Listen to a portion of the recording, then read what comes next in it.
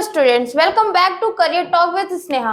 आज के पॉडकास्ट में हम बात करने वाले हैं बहुत ही डिमांडिंग करियर कोर्स के बारे में, that is bachelors in computer science, IT and electronics. हमारे साथ मेंटोरीफाई की करियर एक्सपर्ट है miss Sanjana Yadav. Hello ma'am. Hello Sneha, मैं भी बहुत एक्साइटेड हूँ आज के पॉडकास्ट के लिए। मैम, बहुत सारे स्टूडेंट्स मुझसे पूछते हैं कि इस कोर्स में एडमिशन कैसे होता है, एलिजिबिलिटी क्राइटेरिया क्या है, प्लेसमेंट क्या है और कौन कौन से जॉब अपॉर्चुनिटीज होती हैं।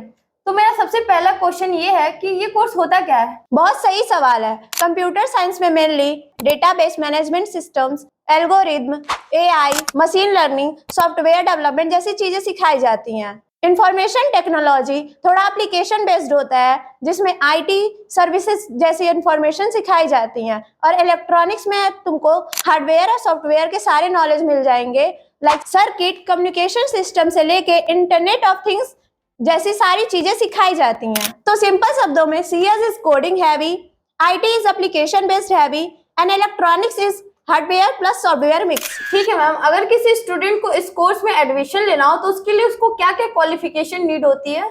एलिजिबिलिटी सिंपल होती है। 12th में मैथ, फिजिक्स, केमिस्ट्री होना कंपलसरी होता है और मिनिमम 50 to 60% मार्क्स होने ही चाहिए।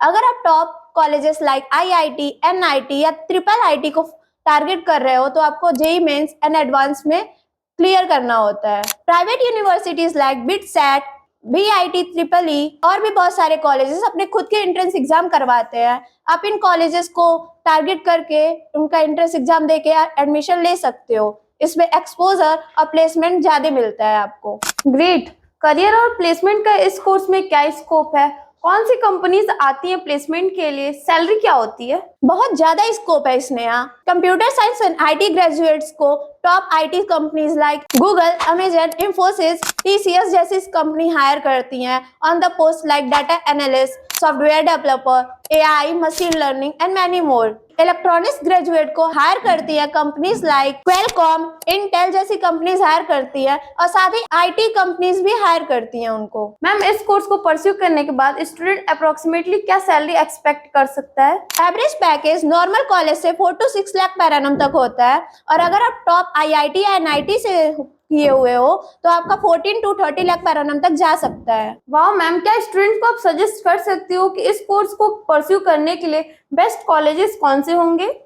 बिल्कुल, टॉप आईआईटी कॉलेजेस है like IIT Bombay, Delhi, Kurukshetra, Madras, Kanpur. NIT colleges भी है और ट्रिपल आईटी का हैदराबाद कॉलेज सबसे फेमस है। आप प्राइवेट कॉलेजेस को भी टारगेट कर सकते हो like bits बिलानी, BIT Vellore and many मोर। अगर आपका बजट और मार्क्स दोनों अच्छे हैं तो ये कॉलेजेस आपके लिए बेस्ट हैं। बहुत हेल्पफुल है ये सारी चीजें। मैम, एक लास्ट क्वेश्चन है मेरा कि स्टूडेंट्स को अभी से कौन सी स्किल डेवलप करनी चाहिए सो दैट उसको अपने यूजी लेवल पे हेल्पफुल रहे। सबसे इम्पोर्टेंट सवाल, स्टूडेंट्स को सबसे पहले अपनी प्रोग्रामिंग लैंग्वेजेस को इम्प्रूव करनी चाहिए। सेकंड, कम्युनिकेशन स्किल्स को इम्प्रूव करना चाहिए ताकि वो अपने डाटा को अच्छे से कम्युनिकेट कर पाए, एक्सप्लेन कर पाए। थर्ड, उनको इंटर्नशिप्स और प्रोजेक्ट पे ध्यान देना चाहिए ताकि उनको एक्सपोजर मिल सके।